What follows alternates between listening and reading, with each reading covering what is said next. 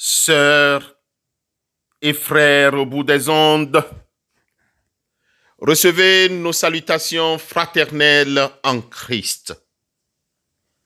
Écoutons avec assurance les supplications du psalmiste dans son chapitre 31, les versets 5 et 6. Tu me feras sortir du filet qu'ils m'ont tendu, car tu es mon protecteur. Je remets mon esprit entre tes mains. Tu me délivreras. Éternel Dieu de vérité. Amen. Prions Dieu. Éternel Dieu, Père de notre Sauveur et Seigneur Christ Jésus, notre Père, nous te sommes infiniment reconnaissants pour ce 3e jour du mois de mars que tu nous accordes. Dirige-nous, conduis-nous dans tout ce que nous allons faire et dire. Accorde-nous ta sagesse pour bien vivre cette journée. Nous comptons sur ton souffle de vie et ta volonté sur nous, au nom de Christ Jésus. Amen.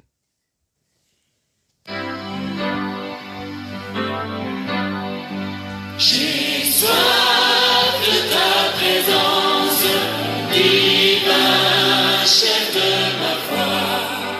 Dans ma faiblesse immense, que ferais-je sans toi?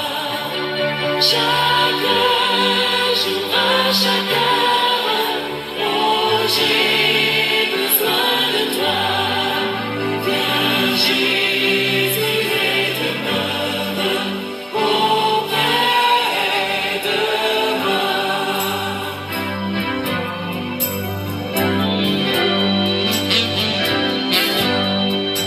Les ennemis dans l'ombre rôdent autour de moi, accablés par le nombre. Que ferais-je sans toi?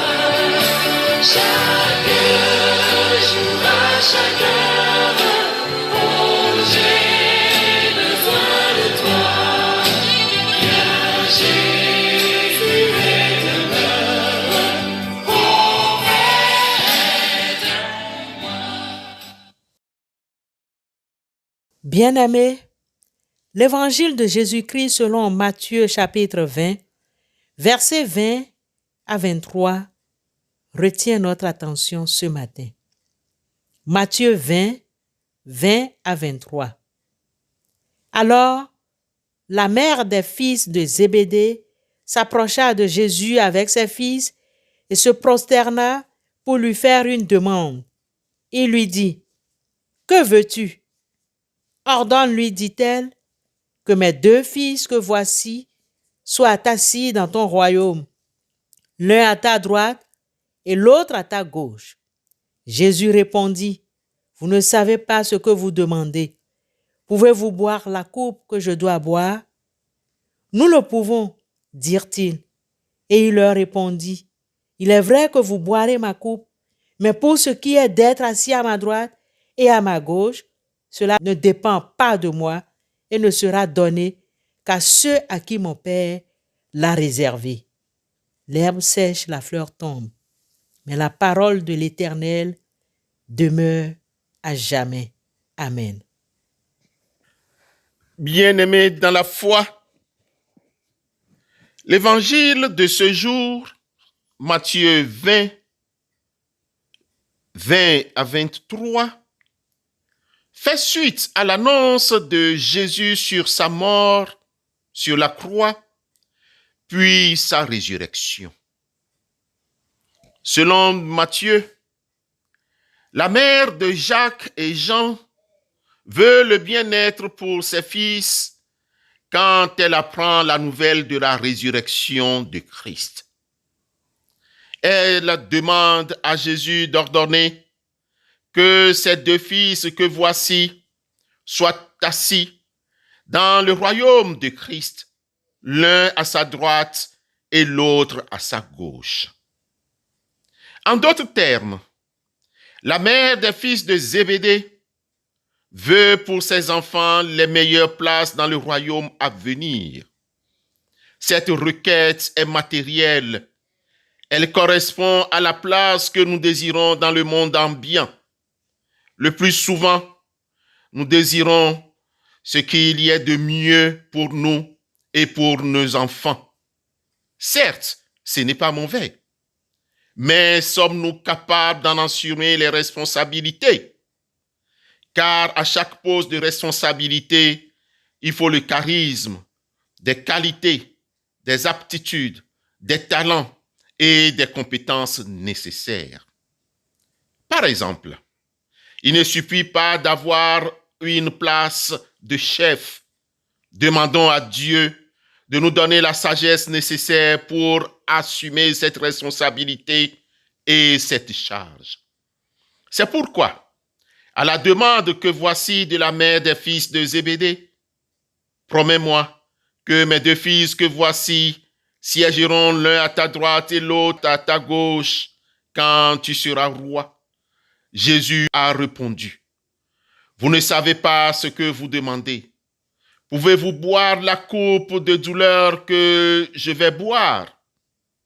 Bien-aimé, Jésus signale ici la souffrance de sa passion, la mort sur la croix qui s'ensuit et les difficultés avant la résurrection. Avec évidence, la maman et ses fils disent oui. Un oui de la foi, un oui de ce catéchisme. Malheureusement, à ce oui, quand la souffrance a commencé plus tard, ils étaient les premiers à fuir. Ils étaient incapables de boire la coupe de douleur avec Jésus. Ils ont oublié et très vite l'enseignement que le Maître leur avait donné. Si quelqu'un veut venir après moi, qu'il renonce à lui-même, qu'il se charge de sa croix et qu'il me suive. Matthieu 16, 24.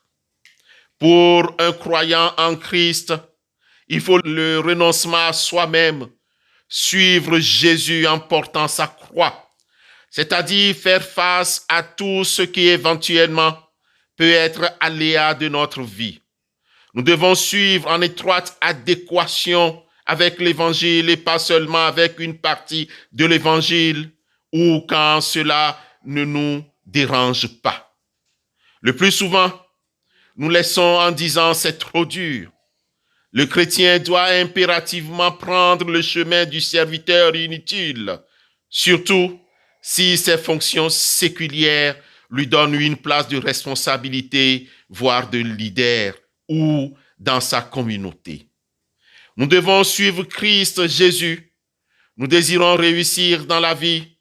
Nous désirons rester à droite ou à gauche de Christ, mais sommes-nous prêts à y mettre le prix?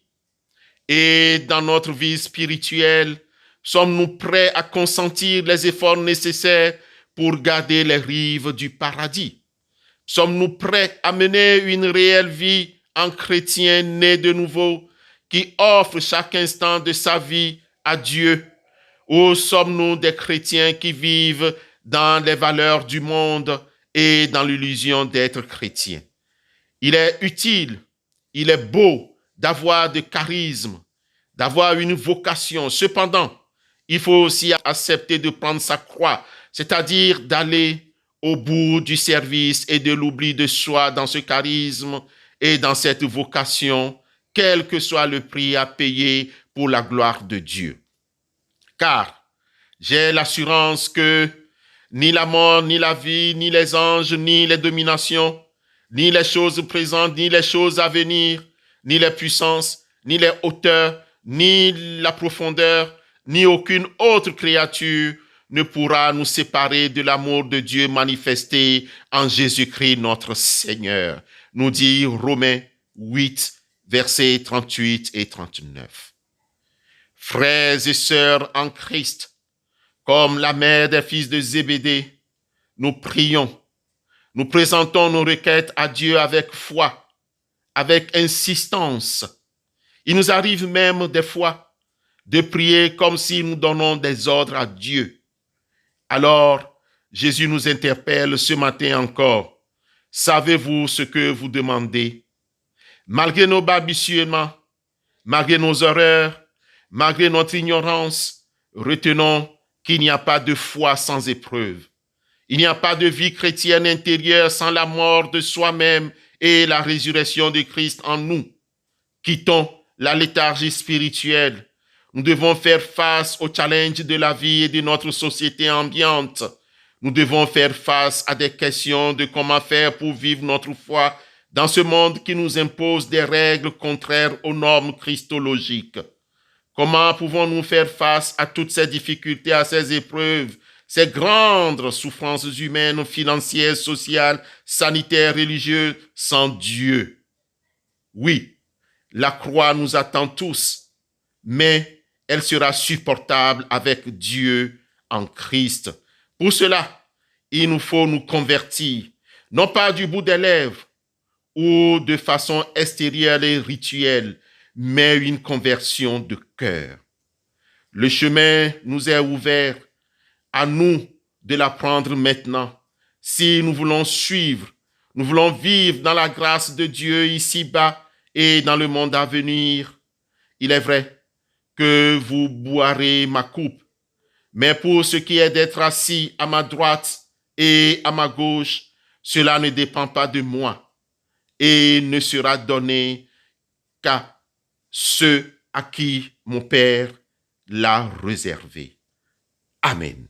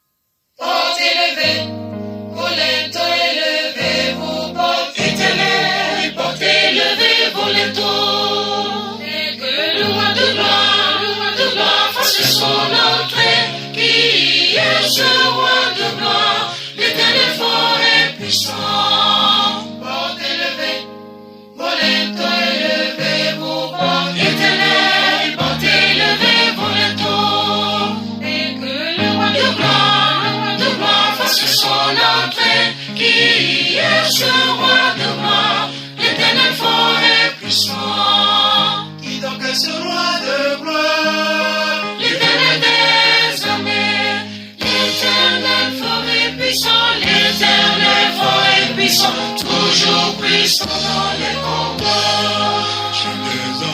L'éternel fort et puissant, l'éternel fort et puissant, toujours puissant dans les combats.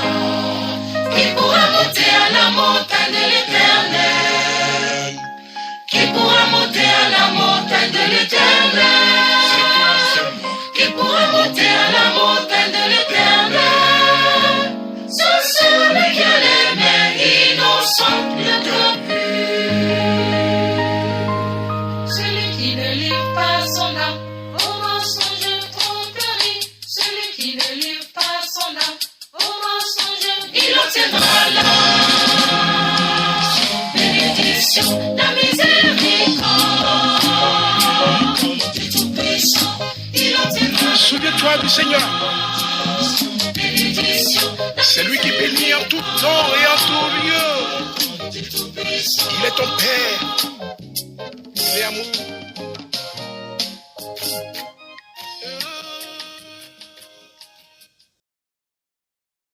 Prions Dieu.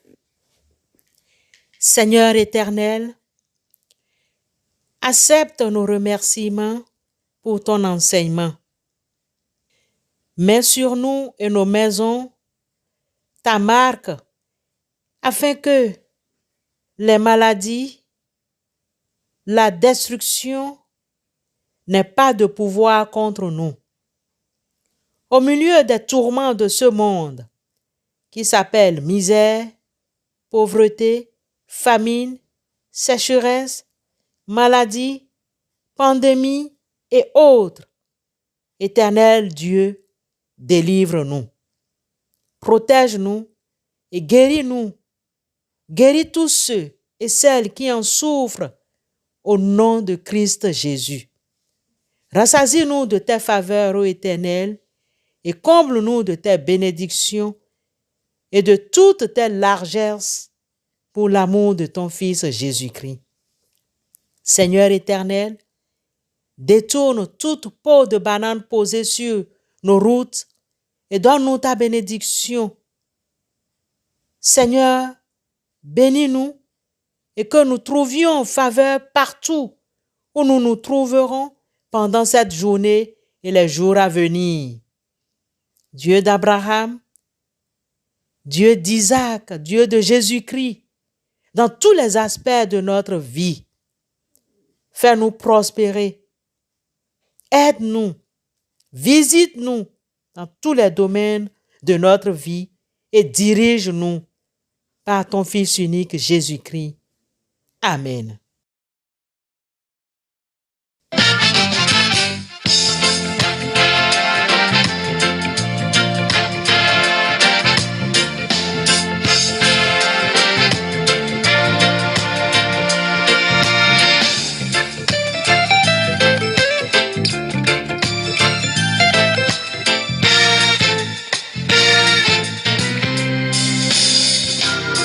Joyeux, bénissons le Seigneur.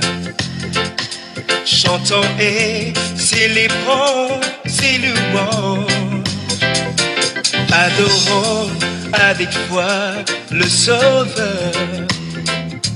Nous joignons aux célestes phalanges pour dire gloire à Dieu. Gloire à Dieu. Gloire à Dieu. Gloire à Dieu. Retentisse en tout lieu, gloire à Dieu, gloire à Dieu, gloire à Dieu, gloire à Dieu. Que ce chant retentisse en tout lieu. Bien-aimés, avant de nous séparer, recevons la bénédiction de la part du Seigneur. Que Dieu, votre Père, vous garde en santé et dans un mutuel amour, afin que la paix du Christ habite en vous et demeure toujours dans votre maison et autour de vous. Allez dans la paix de Christ. Amen.